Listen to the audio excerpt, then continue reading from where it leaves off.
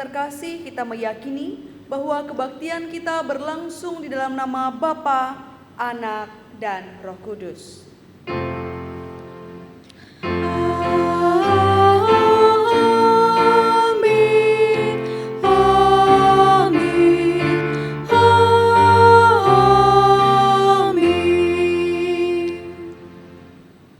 Tuhan beserta saudara.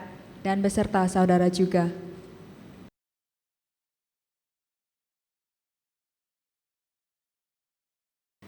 Selamat pagi Bapak Ibu yang terkasih dalam Tuhan Yesus Kristus. Tema kita pada hari ini, arahkanlah hatimu kepada Tuhan. Kalimat ini tentu menjadi sebuah kalimat yang sering kita dengar.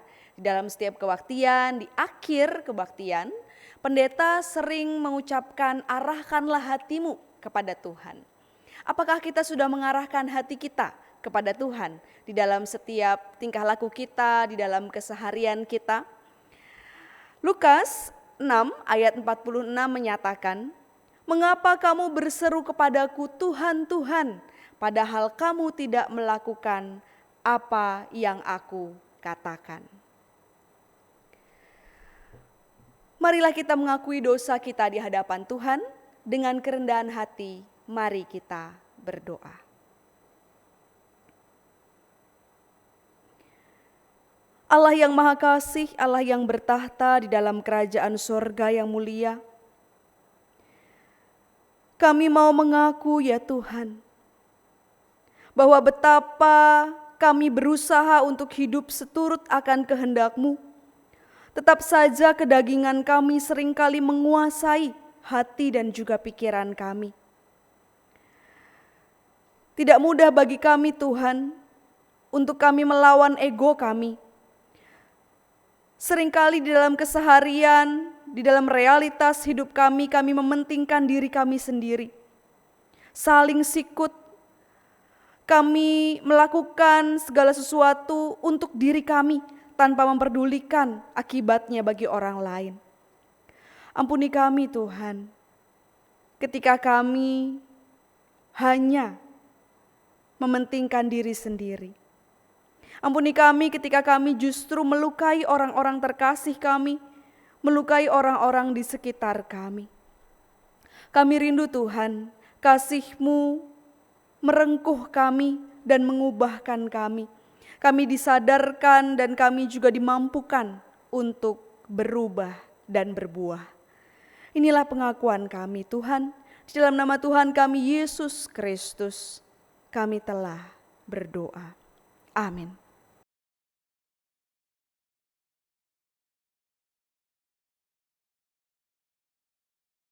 Kepada setiap kita yang telah mengakui dosa dengan segenap hati, dengarkanlah berita anugerah diambil dari surat Roma pasal 10 ayatnya yang ke-9.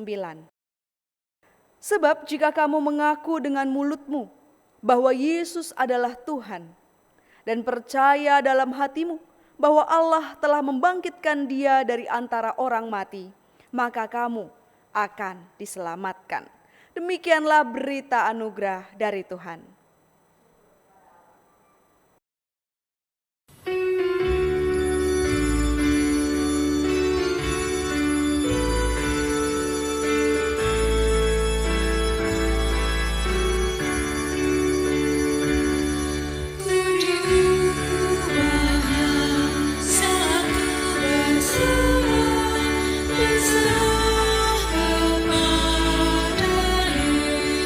Yesus, ku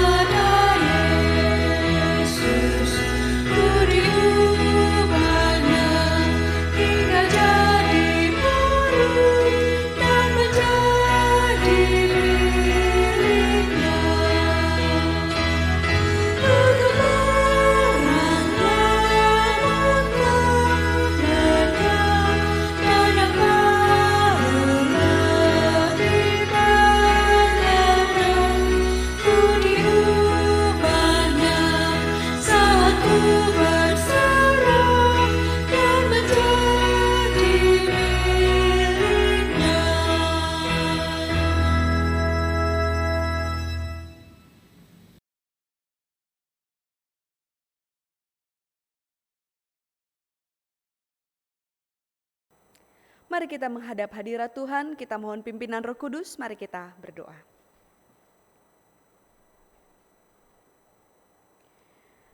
Allah yang bertahta di dalam kerajaan surga yang mulia, firman-Mu sungguh kami rindukan. Kami merindukan firman-Mu yang meneguhkan setiap langkah kami. Kami merindukan firman-Mu yang senantiasa menegur kami. Kami merindukan firman-Mu yang menguatkan kami. Ya Allah, jika sebentar kami akan bersama-sama membaca dan merenungkan firman Tuhan, biarlah hikmat-Mu tercurah kepada setiap kami. Di dalam segala keterbatasan kami, di dalam setiap kelemahan kami, biarlah kami dimampukan untuk boleh mengerti, memahami, dan juga melakukannya. Dan biarlah ya Tuhan firman-Mu boleh jadi rema bagi setiap kami. Bersabdalah kepada setiap kami, karena kami semua telah siap untuk mendengar firman Tuhan. Di dalam nama Tuhan kami Yesus Kristus kami telah berdoa. Amin.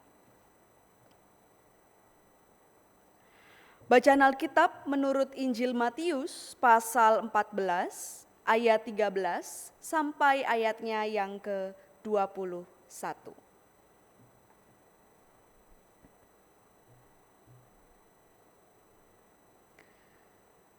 Setelah Yesus mendengar berita itu, menyingkirlah ia dari situ dan hendak mengasingkan diri dengan perahu ke tempat yang sunyi.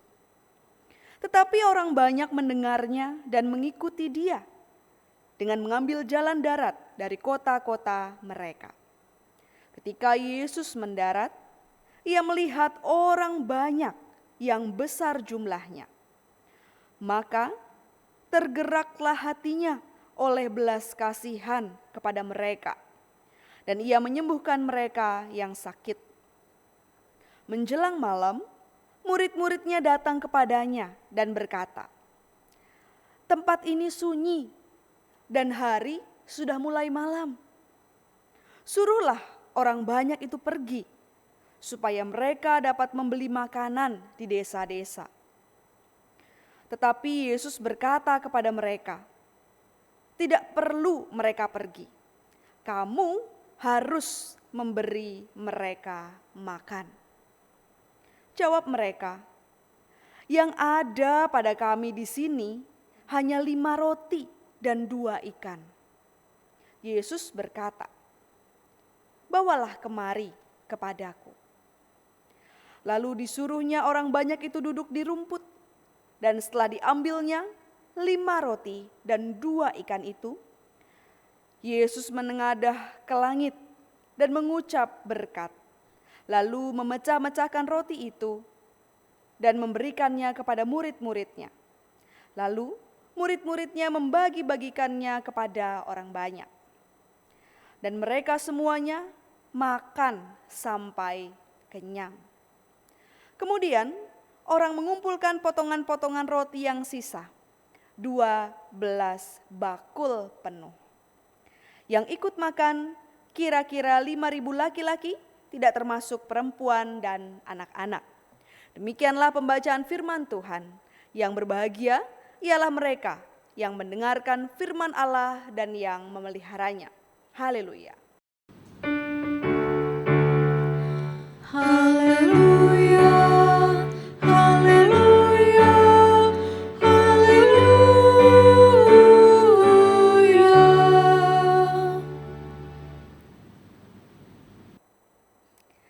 Selamat pagi, apa kabar Bapak Ibu, saudara-saudari sekalian? Saya berharap kita semua tetap dalam keyakinan bahwa kita ada di dalam pemeliharaan Tuhan. Bapak Ibu, jika kepada setiap kita ditanyakan, apa sih yang kita cari di dunia ini? Apa? Apa yang kita cari di dunia ini? Banyak yang mungkin akan menjawab, saya mencari kebahagiaan, saya mencari kesuksesan, saya mencari kekayaan. Dan mungkin ada banyak lagi yang lain begitu ya. Tapi ironisnya, ada banyak orang yang sudah sukses, pekerjaannya sudah mapan, kehidupannya sudah kaya, tetapi mereka tetap tidak bahagia. Sebut saja Robin Williams, seorang aktor terkenal. Ia banyak membintangi film bergenre humor dan dirinya juga dikenal humoris serta mapan. Karirnya bagus, gak ada yang meragukan. Tapi kalau kita tilik kehidupan pribadinya, ternyata ia tidak bahagia. Bahkan kalau kita tahu akhir kehidupannya sungguh tragis. Ada banyak orang-orang di sekitar kita yang menurut pandangan kita sukses, menurut pandangan kita berprestasi, menurut pandangan kita baik, luar biasa, enak, nyaman, tapi mereka tidak bahagia. Mengapa ini bisa terjadi? Dalam realitas kehidupan kita, sepertinya kita mesti jujur, Bapak Ibu. Betapa seringnya kita mengarahkan hati dan juga pikiran kita hanya pada diri kita, pada pencapaian kita, pada kekayaan kita, pada jabatan kita, dan segala sesuatu yang bisa kita andalkan. Namun, kita tidak mengarahkan hati dan pikiran kita kepada Tuhan. Segala yang kita lakukan, segala yang kita kerjakan, segala yang kita kejar, itu tentang aku, dan aku. Jika itu yang terjadi, maka kita akan mudah membandingkan diri dengan yang lain. Kita akan kurang bersyukur dan pada akhirnya kita rentan kecewa, tidak bahagia. Bacaan kita pada hari ini, Bapak Ibu, mau mengajak kita untuk menilik kembali kehidupan kita. Dan kita mau belajar dari teladan Yesus. Di dalam bacaan Injil kita, dikatakan di dalam ayat 13. Setelah mendengar berita itu, menyingkirlah ia dari situ, hendak mengasingkan diri. Latar belakang dalam kisah ini adalah pada saat itu, Bapak Ibu, Yesus itu sedang bersedih. Yesus sedang berduka karena kematian Yohanes Pembaptis. Yesus memiliki relasi yang erat dengan Yohanes. Kedukaan Yesus bukan hanya disebabkan karena Yohanes punya hubungan kekerabatan dengan Yesus, tetapi juga karena Yohanes punya tempat yang spesial, punya tempat yang khusus dalam pelantikan Yesus sebagai Mesias. Kedukaan yang Yesus rasakan semakin mendalam ketika ia tahu bahwa Yohanes meninggal dengan cara yang keji. Dalam situasi duka yang Yesus rasakan, ternyata orang banyak tetap mengikuti Yesus. Dan kalau kita lihat ayat 14 dicatat di sana, ketika Yesus mendarat, ia melihat orang banyak yang besar jumlahnya.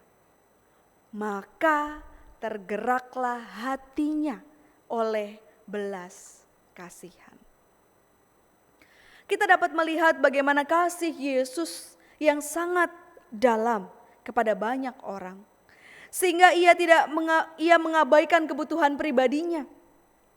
Di tengah rasa dukanya, ia akhirnya menolong orang banyak dan menyembuhkan orang-orang yang sakit. Yesus tidak hanya mementingkan dirinya sendiri, tapi ia mementingkan orang banyak. Dan kalau kita melihat lebih lanjut, ketika hari sudah semakin larut, ketika para murid menyampaikan kepada Yesus, Yesus, lebih baik engkau menyuruh mereka pulang.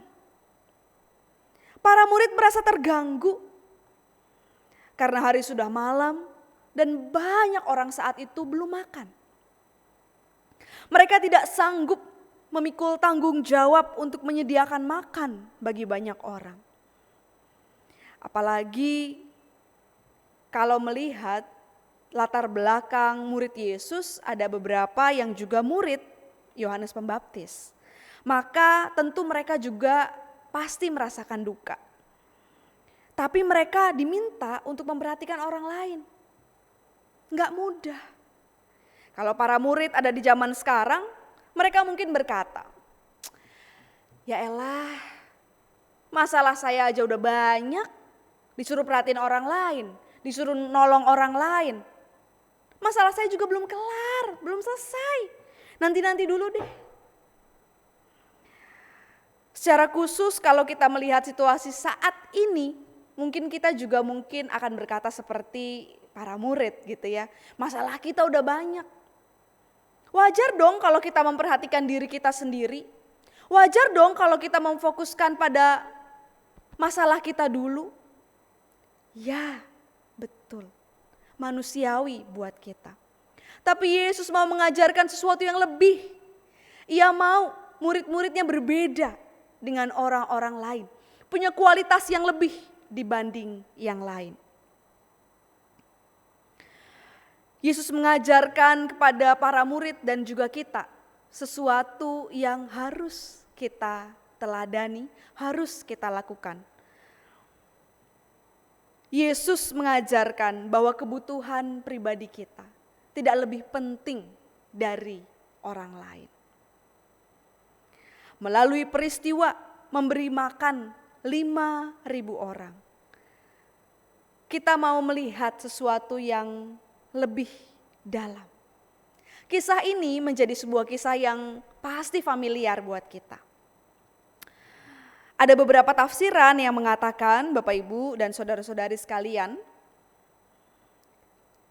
kebutuhan memberi makan itu tercukupi karena setiap orang mengeluarkan bekalnya masing-masing.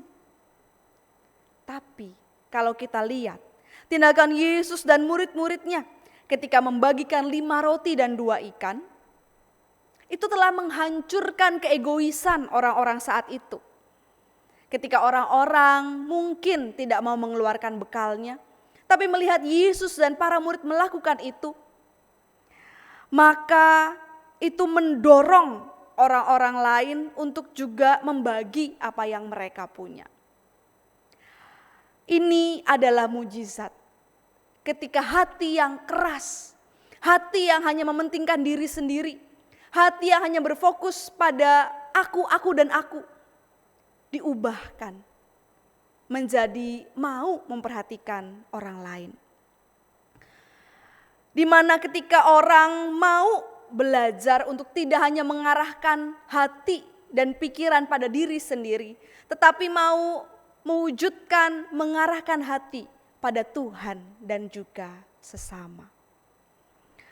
Di sini para murid diajar bagaimana mereka mau mengarahkan hati bukan hanya untuk diri mereka sendiri. Dan kita juga diajar hal yang sama. Ketika kita menomorsatukan Tuhan di dalam hidup kita, maka kita akan belajar melihat wajah Tuhan di dalam wajah sesama kita, di dalam wajah orang-orang di sekitar kita. Ketika kita melihat sesama, seringkali muncul ungkapan, aduh kasihan ya. Seringkali itu ungkapan bibir kita dan berhenti sampai di situ. Jangan berhenti sampai di situ. Kita perlu mengupayakan tindakan nyata sebagai wujud kasih kita, sebagai wujud kita mengarahkan hati kita kepada Tuhan, yaitu melalui sesama kita. Ingatlah Bapak Ibu dan saudara-saudari sekalian, bahwa hidup kita bukan hanya tentang aku, bukan hanya tentang saya, tetapi tentang kita. Di akhir kebaktian di setiap minggu, kita akan mendengar pendeta berkata, arahkanlah hatimu kepada Tuhan. Dan jemaat biasanya menjawab, kami mengarahkan hati kepada Tuhan. Hendaklah jawaban yang keluar dari mulut kita bukan sekedar kalimat hafalan setiap minggu.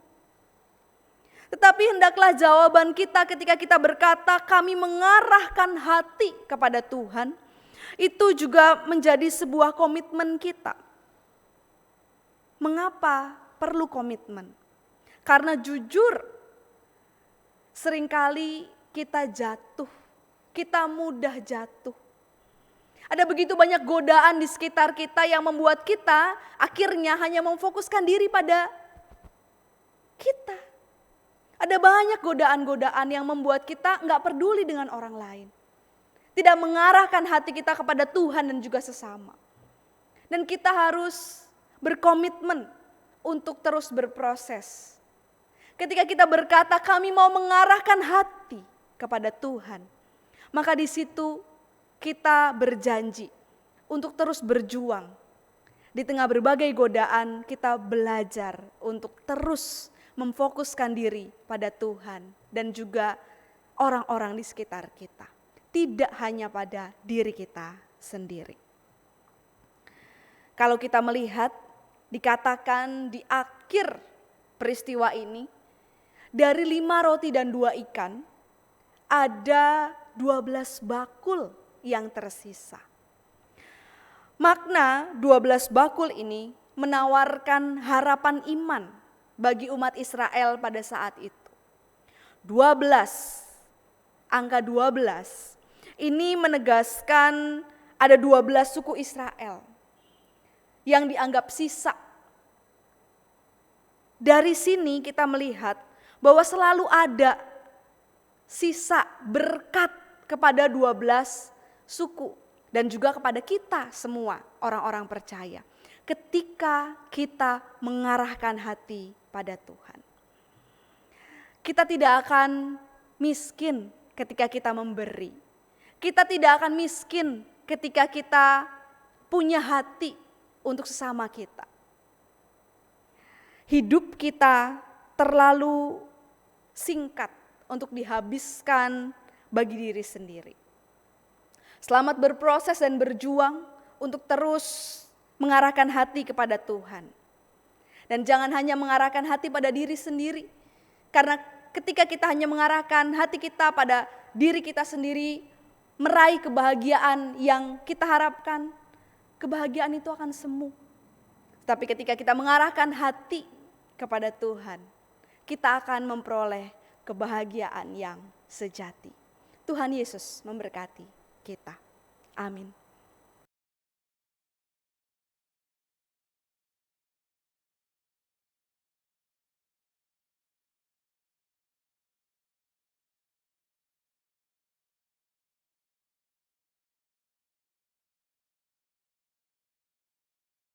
Marilah kita bersama dengan umat Allah di masa lalu, masa kini, dan masa depan mengingat pengakuan pada baptisan kita menurut pengakuan iman rasuli.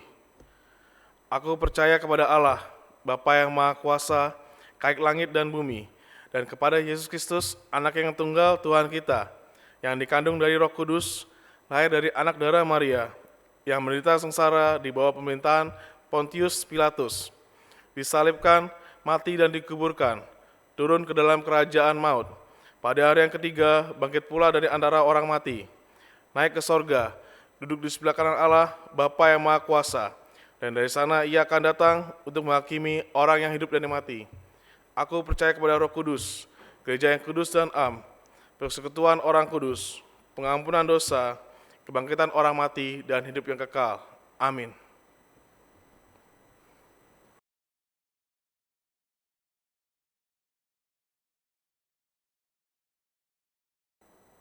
Mari kita menaikkan doa syafaat kita. Ketika kami pagi ini masih boleh membuka mata kami, ketika Allah masih menganugerahkan kepada kami nafas kehidupan, sungguh kami mengucap syukur kepadamu Tuhan, karena kesehatan yang Tuhan berikan, karena kesempatan yang Tuhan anugerahkan. Sungguh ini merupakan sebuah anugerah yang luar biasa bagi kami Tuhan.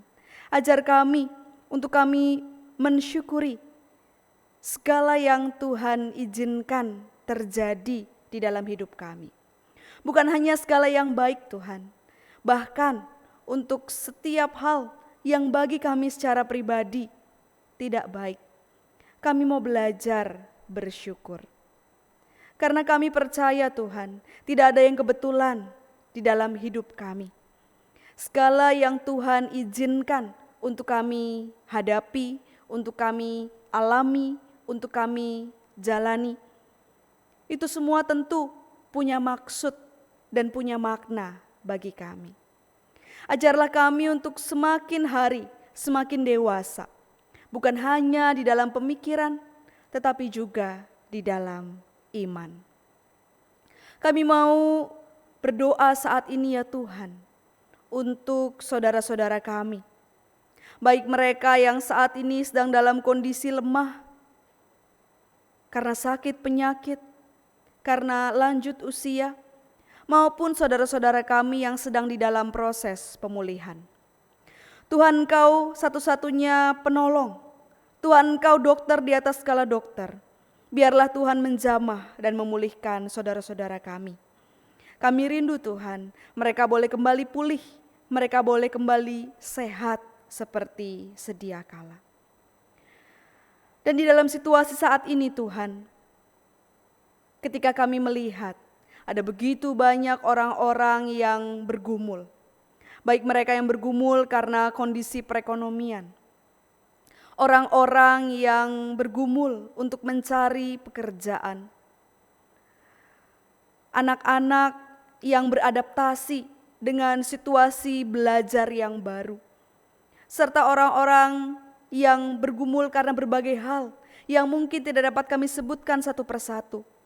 Tuhan, hanya Engkaulah sumber pengharapan kami.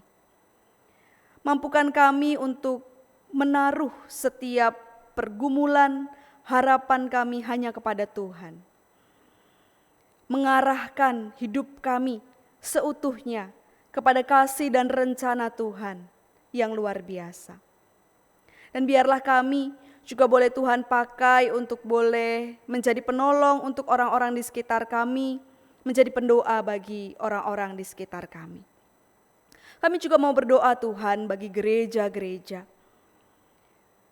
Biarlah Tuhan gereja-gereja di berbagai tempat, para penatua, para pendeta di dalam kemajelisan boleh bersinergi, boleh saling tolong menolong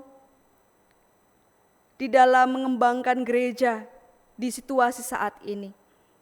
Diberi hikmat dan kreativitas untuk dapat boleh menjangkau jemaat dalam berbagai kategori usia. Tuhan juga yang berhikmat sehingga gereja boleh menjadi tempat yang membangun. Gereja boleh menjadi tempat di mana orang-orang merasakan kasih.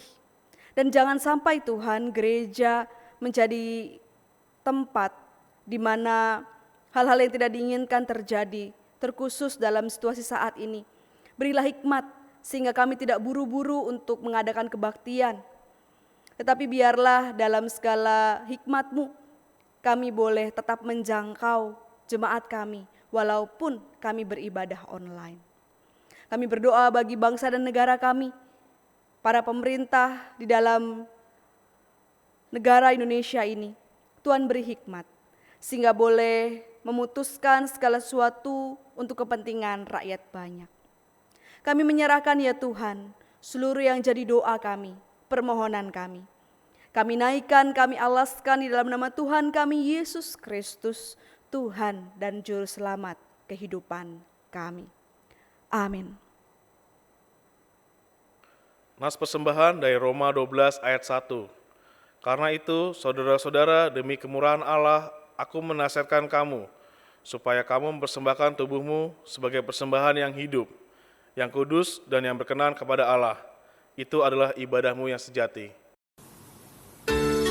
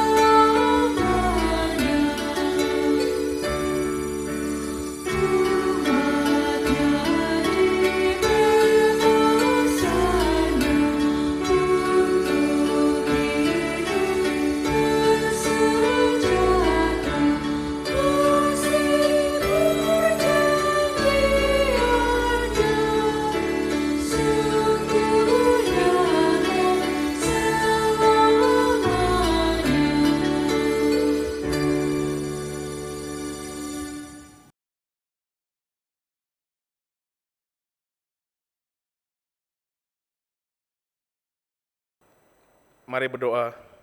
Ya Tuhan, Bapa kami yang bertata di kerajaan sorga, kami bersyukur karena kami masih Kau izinkan untuk dapat menyelenggarakan kebaktian ini secara online.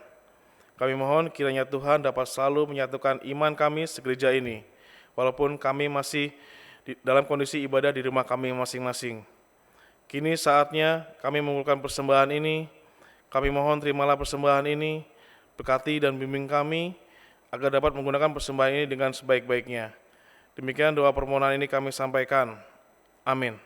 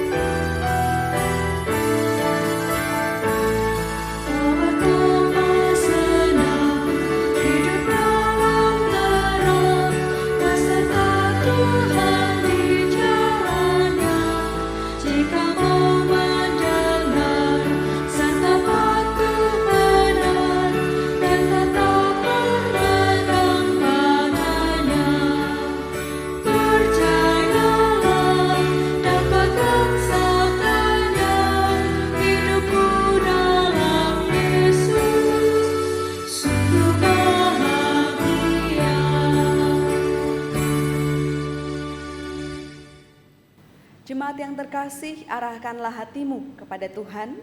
Kami mengarahkan hati kami kepada Tuhan. Jadilah saksi Kristus. Syukur kepada Allah, Terpujilah Tuhan. kini dan selamanya. Kini terimalah berkat Tuhan. Kasih karunia dari Allah Bapa, kasih dari Tuhan Yesus Kristus, serta persekutuan dari Roh Kudus akan senantiasa menyertai setiap kita, mulai dari sekarang sampai selama-lamanya.